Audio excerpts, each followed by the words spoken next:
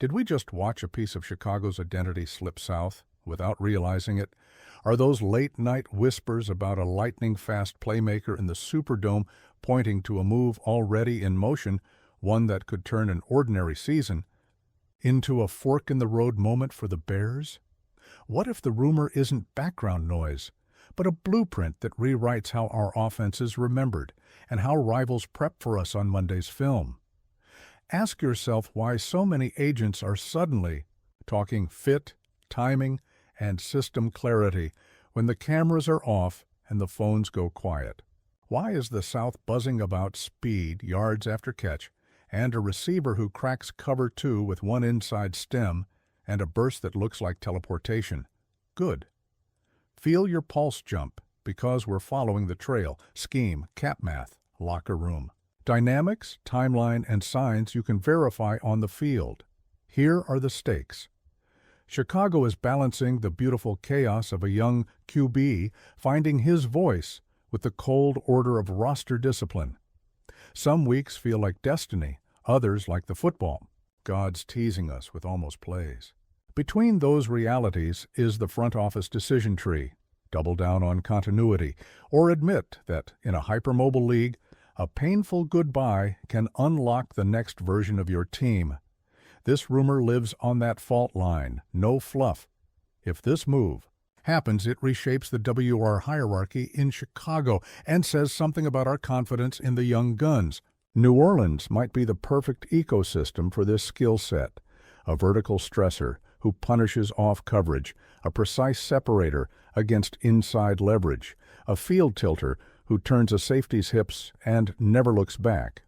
We'll hit cap structure, guarantees, escalators, and why the deal would need bonus mechanics to limit year-one cash.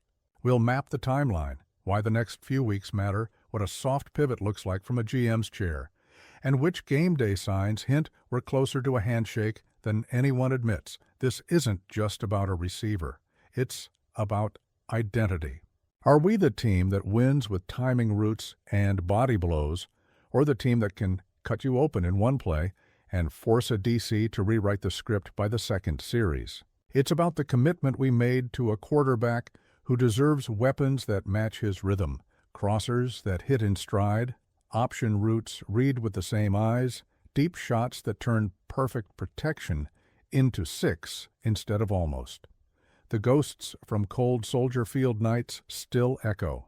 You can't discuss this rumor without feeling them. Tactically, remove one proven space creator and a young Bears target share spikes. The TE room becomes a red zone focal point. The RB screen game regains primacy on second and long defenses. Sensing a lost speed threat, squat on curls and digs and dare us to win over the top. That's the risk. But if the staff believes the next man up is ready athletically and cognitively, you trade comfort for ceiling. Meanwhile, in New Orleans, the same space creator joins a timing-based room opposite a rote artisan who already bends coverages. The fit looks surgical. Split field looks get punished. Single high becomes roulette. Play action meshes with speed posts and glances until coordinators chew tablets on the sideline. Financially, this only works with team-friendly guarantees and production-anchored incentives. Think structure over sticker, a smaller signing bonus spread across the deal, per-game actives to hedge injury risk, and escalators tied to playoff snaps. You're buying reliability and gravity, the stress this player puts on defensive geometry. For New Orleans, the sell is simple. Explosive plays at a mid-tier AAV with downside protection. For Chicago, the math is colder. Does reallocating this money yield a higher return in the trenches or in a different WR profile? You only say yes if internal grades tell a hard truth about redundancy and replacement timeline. If it's mid-season, watch subtle tells, snap distributions narrowing, motion usage shifting away from a particular split end, route trees simplified for the next man up. If it's late window or off-season, watch the language of mutual respect and fresh opportunity, the phrasing teams use to control narratives. Breadcrumbs show up on tape first. Do we still call deep overlayers tailored to one speedster's stride? Are reduced splits teasing the glance post still on the menu, or quietly fading? Reality check from 30,000 feet. Chicago is threading the needle between development and contention. The front office can't afford sentiment. New Orleans, in a cannibalistic division, can't afford red zone waste. If the rumor breathes, it's because two different problems get solved by the same player changing zip codes. That's the heart of it. Another layer, the locker room. On one sideline, a timing-based wideout who earned trust may feel the offense tilting toward bigger bodies and possession style. On the other, a staff hungry for pre-snap leverage and layered shots is begging for a receiver who wins from tight splits and catches dagger routes between rolling safeties. Fits evolve. Offenses evolve. Smart front offices choose the painful move that clarifies the whole picture. You've waited long enough. The name at the center of the storm, beloved in Chicago, respected across the league, rumored to be the exact spark New Orleans craves, is Darnell Mooney.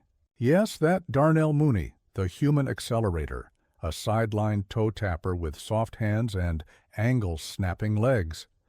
The idea of Mooney in black and gold is gasoline on a rivalry bonfire. For us, it stings, because Mooney isn't just routes and yards. He's memory, 3rd and 7 pivots that launched us off couches and proof that development works when patience meets the right voice. Clinically, in New Orleans, he's a coverage dictator. Start him in a reduced split to force leverage declarations, then attack the opposite with pace. Against quarters, he threatens safety depth, opening glance for the backside. If the safety hesitates, it's a post for 6. Against press man, give him a condensed split and a quick TE chip to free the release. He steps on toes and separates late. In motion packages, he stress tests communication. Pass it off cleanly or pay immediately. Pair the technician with Mooney. And defenses face a cruel binary. Clamp the craftsman and hand the speedster daylight, or bracket the speedster and watch the technician eat on options. For Chicago. Pain, honesty, potential. Pain because trust doesn't replace overnight.